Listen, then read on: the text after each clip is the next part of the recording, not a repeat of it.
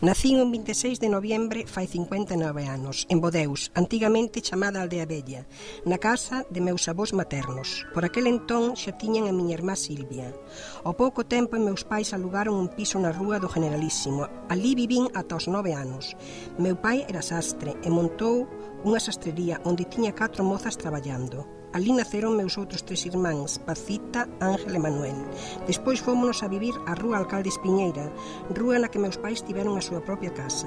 Ali vivín ata os 16 anos e coñecín o que hoxe é o meu marido, pois traballou na sastrería do meu pai. Aos 16 anos marchei cun contrato de traballo para Alemania, pois aquí non había onde traballar. Por aquel entón xa estaba miña irmá Silvia, meu cuñado Manolo e miña nai, e reclamoume se non houbera podido ir, pois era menor de idade.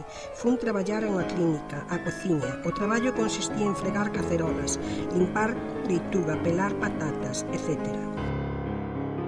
Ou sexa, todo o traballo que se fai nunha cociña. Aquí vos mostro as fotos das cacerolas. Durante ese tempo, o mozo que coñecín tamén se veu para Alemania, o cal demostra que lle interesaba, e ali formalizamos a nosa relación. Ao cabo de 2 anos viñemos casar a España. Eu tiña 18 anos e el 21. Polo tanto, non fixera o servicio militar, cousa que veu facer a España. E eu quedei ali traballando. Cada 15 días traballaba sábados e domingos. Nese tempo empezou unha rapaza alemana con 18 anos e non facía traballar o fin de semana, polo que eu me queixei e contestaronme que eu tiña unha vitalidade que ela non tiña. Polo tanto, tuvenme que fastidiar e eu achaquei no que era estranxeira.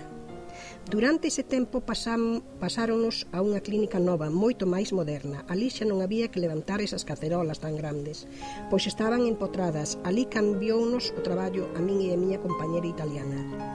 Pois pasáronos a unha cociña principal e enseñáronos a cociñar e fomos aprendendo pouco a pouco, fomos superando. Era un traballo máis responsable, pero gañábamos moito máis e fisicamente era máis doado.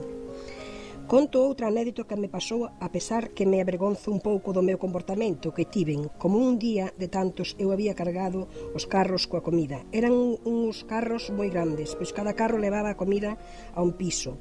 Había varias seccións con carros, levábamos homes nos ascensores, e un deles cambiou a comida do piso dos nenos pola dos doentes de otorrinoloxía.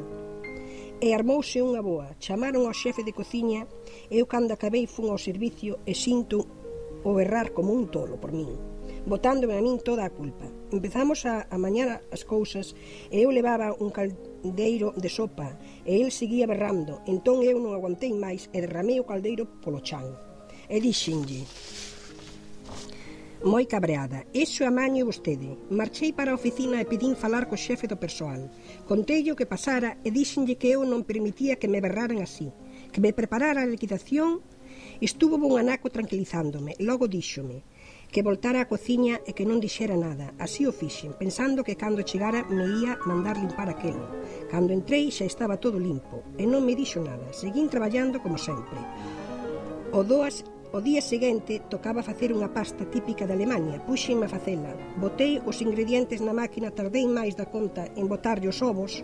Falo de centos de ovos. Cando llos botei, aquelo estaba como pedra. Empezaron os ovos a saltar hasta o teito. Puxos aquelo feito unha pena. O xefe mirábame desde a oficina. Aquel espectáculo e eu pensei, xa vamos volver a armar. Cal foi a miña sorpresa cando vexo que se levanta, ven a apagar a máquina e díxome: "Non te preocupes". Mandoulle a 2 yugoslavas que limparan aquel desastre. Despois sempre me foi ben, cos problemas normales de cada traballo, pero non me queixo. Anécdotas teño moitas, pois foron 13 anos traballando ali.